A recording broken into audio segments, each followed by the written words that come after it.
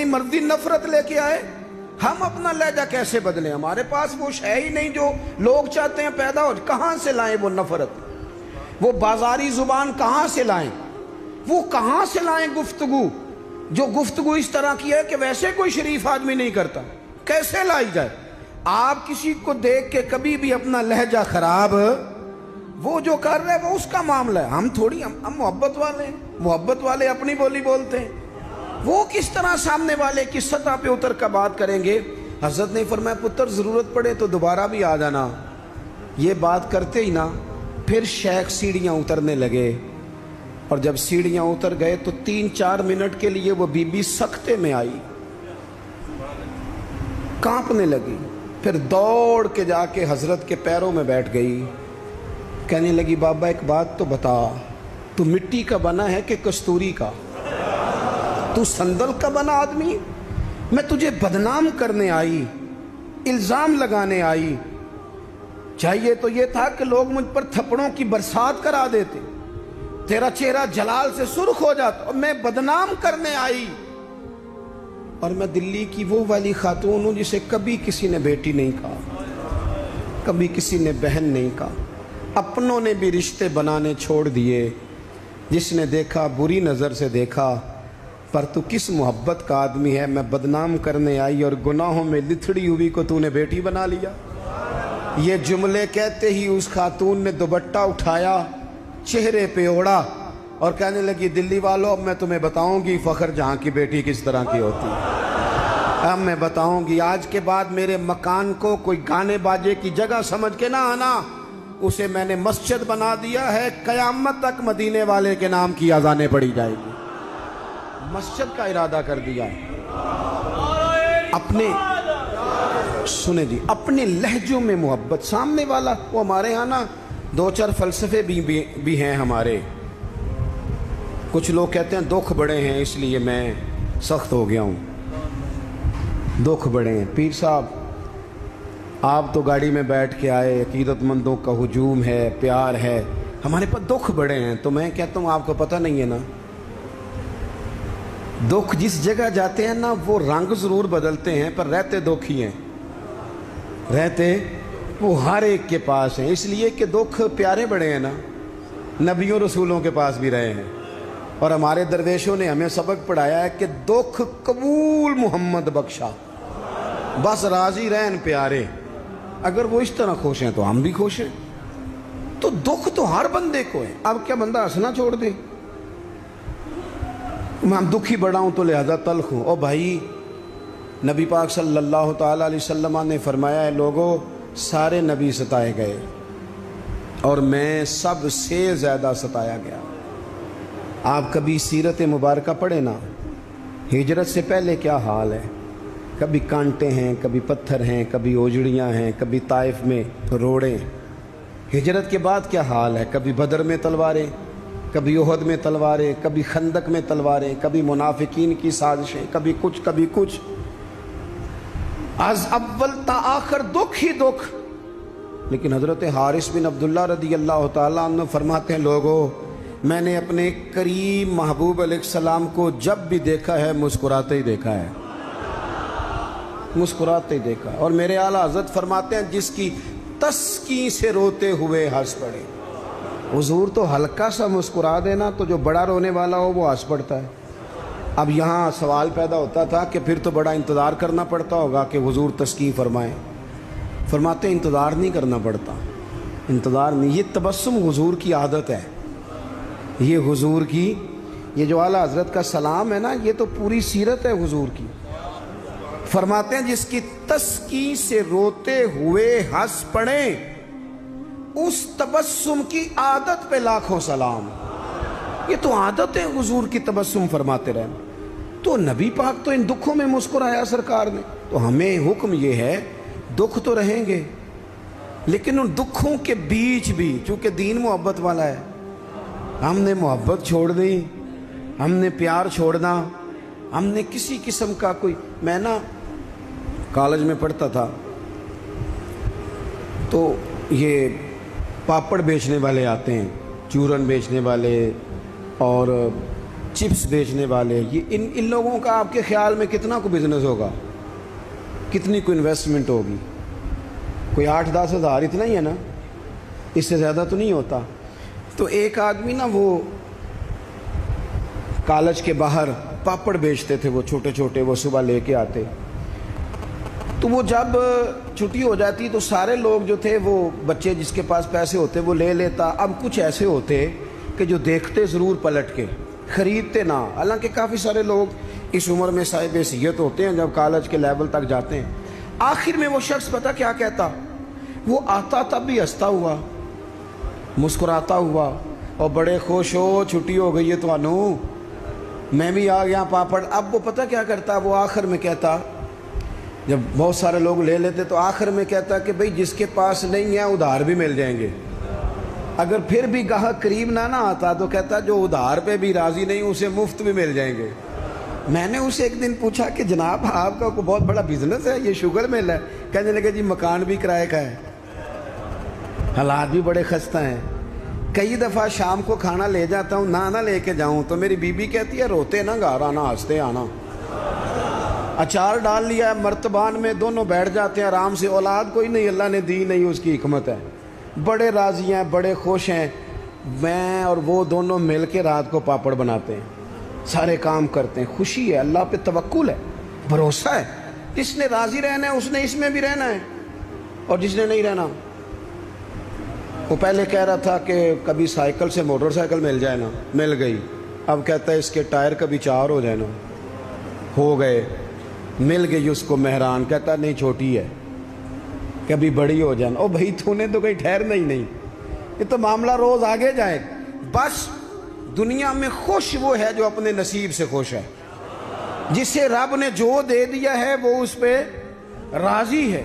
आप समझ लें, मैं ना अपने दोस्तों से कहा करता हूं कि जिस खानदान में रब ने चाहा है मुझे पैदा किया, जो चाचा अल्लाह ने मेरे लिए पसंद किया मुझे भी बड़ा ही पसंद है, जो मामू अल्लाह ने मेरे लिए पसंद किया वो मुझे भी बड़ा ही पसंद है, जो दोस्त अहबाब रब ने मुझे दिए मुझे बड़े ही पसंद कर लें अपने इर्द गिर्द के लोगों को। हमें ना ये एक अजीब सा हमारे ऊपर बात सवार हो जाती है कि वो जी दुख बड़े। एक और भी मसला है, मोहब्बत ना करने का, राजी ना रहने का। थक तो नहीं गए आप लोग?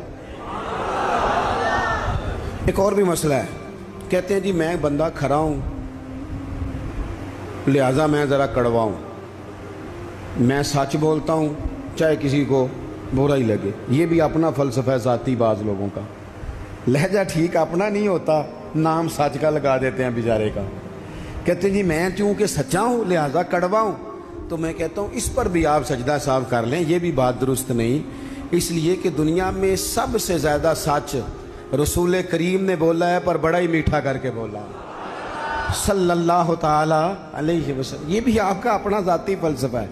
सच को भी सोना करके बोलना चाहिए, उसे भी दलाइल की रोशनी में बोलना चाहिए। आवाज़ें नहीं ऊंची करनी चाहिए, दलीलें मजबूत करनी चाहिए। आवाज़ें नहीं, कोई आपके ज़ोरदार आवाज़ से मामला, लोग आपकी दलील से। बल्कि हमारे हाजी सादक साहब, अबू दाऊद सादक साहब रहमतुल्लाह अलैह फरमाया करते थे, लहजा नरम दलाइल गरम। फरमाते थे दलाइल मजबूत होने चाहिए कि आपकी आवाज़ से आप लोगों पर धाक बिठाएंगे। तो मोहब्बत करें, प्यार करें। आप छोटे हैं तो बड़ों से प्यार करें, आप बड़े हैं तो छोटों पे दस्ते शफकत रखें। आप लोगों के लिए अपने दिल में गुंजाइश पैदा करें, आप अपने दिल को वुसअत दें, थोड़ी मोहब्बत करें। बड़े बड़े अच्छे निज़ाम थे, छोटा सा हमारा इख्तलाफ होता है उसको हम नफ़रत बना लेते हैं।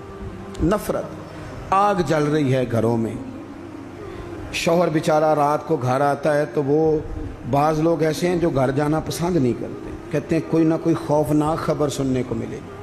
क्यों? इसलिए कि हम बहू की तरबियत करना चाहते हैं, बहू की तरबियत करना चाहते हैं। बहू की तरबियत ना करो, बेटी की करो। बहू तो आपको अपोजिशन समझती है, आपसे तरबियत लेगी। जो सबक बहू को देना चाहते हो वो बेटी को दो, अपनी बेटी को। वो जब किसी की बहू बनेंगी तो माहौल सही हो जाएगा। हम ना दामाद की तरबियत करना चाहते हैं। दामाद आपसे तरबियत लेता है, उसका तो नखरा और रूज पे وہ کہاں تربیت لیتا ہے؟ اب داماد کی تربیت نہ کریں، بیٹے کی کریں۔ بیٹا اچھا ہوگا تو کسی کا داماد بنے گا تو اس گھر میں تکلیف نہیں ہوگی۔ میرے عزیز، محبت تقسیم کریں، محبت کی بولی بولیں، انداز محبت والا اختیار کریں۔ اگر کچھ بندہ آپ کے سامنے عذر لاتا ہے، مجبوری بیان کرتا ہے، اس کی مجبوری کو قبول کریں۔ آپ لوگوں کو گنجائش دیں، اچھا گمان پیدا کریں، اچھی سوچیں لائیں۔ میں دیکھ رہا ہوں تیزی سے ہمیں سبق پڑھائے جا رہے ہیں، تیزی سے۔ دنیا میں دو ہی بندے ٹھیک ہیں، ایک میں ٹھیک ہوں، دوسرا جو میرے پیچھے ہاتھ باندھ کے چلتا ہے وہ ٹھیک ہے۔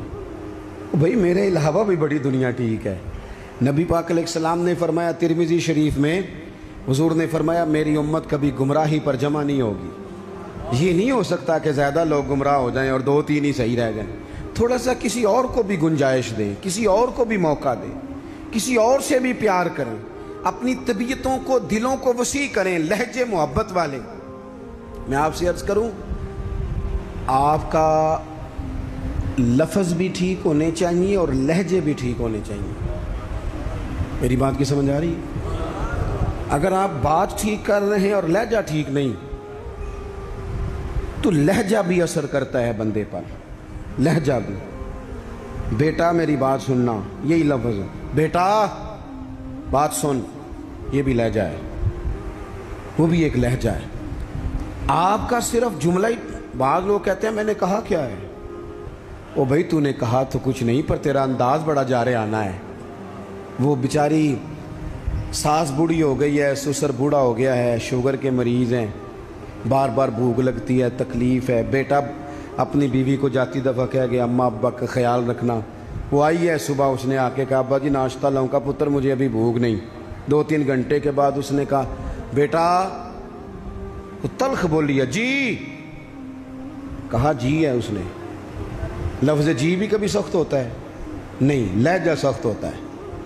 اس نے جی کہا پر سخت کہا۔ پھر جب وہ آئی تو اس نے کہا ابھی تو پوچھ کے گئی تھی۔ کیا ہو گیا جی؟ اللہ آپ کو تھوڑا سا بس ٹائم اور جی، میری طرف دیکھیں جی، آپ سارے ادھر دیکھیں گے تو پریشانی ہو جائے گی۔ اللہ آپ کو خوش رکھے، تھوڑا ٹائم دیں، بات مکمل نہیں ناراض نہیں، گل محبت ہی ہو رہی، تسی غصہ کرن لگ، ابھی تو اتنا سبق پڑھایا ہے۔ تو وہ خاتون نا جی سخت لہجے میں وہ کھانا لائی اور کھانا لا کے کہنے لگی کہ ابھی تو پوچھ کے گئی تھی۔ انہوں نے کہا بیٹا چلو بھوک لگ گئی ہے لے آؤ۔ اب وہ لائی ہے تو اس نے زور سے پٹکا ہے برتن، دروازہ گئی ہے تو زور سے بند کیا۔ تو اس انداز میں بھی بوڑھے کو تکلیف محسوس ہوتی ہے۔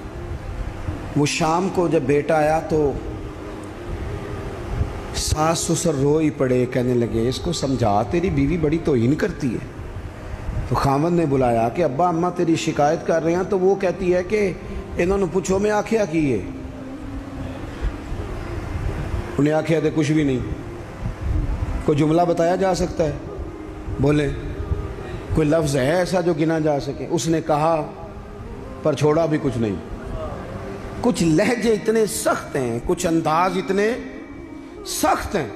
جب آپ کسی غریب آدمی نے آپ کو جا کے اپنا دکھ سنایا، آپ گھومنے والی کرسی پہ بیٹھے تھے، اس نے کہا چودھری صاحب، سیٹھ صاحب، نواب صاحب ناراض نہ ہونا، پیر صاحب بھی، حضرت صاحب بھی، اللہ ماشاءاللہ، اس نے اپنا دکھ سنایا، مجھے کو تھوڑی ضرورت پڑ گئی ہے، میری بیٹی کی شادی ہے۔ آپ نے کچھ بھی نہیں کہا، سخت نہیں۔ لیکن جب آپ کرسی گھما کے منہ ادھر کو کر لیا نا آپ نے، اور آپ کوئی اور کام کرنے لگ گئے، اچھا بتاتا ہوں، تھوڑی دیر میں کچھ بھی نہیں کہا آپ نے، مر گیا بیچارہ، ٹوٹ گیا، بکھر گیا۔ میری غربت نے کیا مجھ کو زمانے میں بدنام، وہ تیری دولت ہے جس نے تیرے عیب چھپا رکھے ہیں۔ ٹوٹ گیا بیچارہ۔ لہجہ جو ہے نا، لہجہ مار دیتا ہے۔ لہجہ بھی پیار والا ہو، انداز بھی محبت والا ہو، پیار والا ہو۔ حضرت لقمان اپنے بیٹے کو نصیحت کرتے ہیں، سورہ لقمان دیکھیے گا، ابتدائی آیات، فرمایا بیٹا وَلَا تُصَغِّرْ خَدَّكَ لِلنَّاسِ، بیٹا لوگوں سے منہ ٹیڑھا کر کے بات نہ کرنا، تیرا انداز خوبصورت ہو، بولنے کا انداز خوبصورت، اپنے لہجوں میں حسن لائیں، محبت پیدا کریں، محبت کو فروغ دیں، محبت کے پیغام بر بنیں۔ حضور صلی اللہ علیہ وسلم نے فرمایا، مشکات میں حدیث ہے، فرمایا میرا مومن ہوتا ہی محبت والا ہے، مومن ہوتا ہی محبت والا ہے، اس میں کوئی خیر نہیں، نہ محبت کرے نہ اس سے محبت کی جائے۔ محبت کریں، پیار کریں۔ آپ جس مقام پہ بھی ہیں، آپ نہ اپنے دل کو بڑا کر لیں، گھر خود بخود بڑا ہو جائے گا، جیب خود نہ خود بڑی ہو جائے گی۔ اور بخاری میں پورا باب ہے کہ بندہ سخی دل کا ہوتا ہے، مالا والے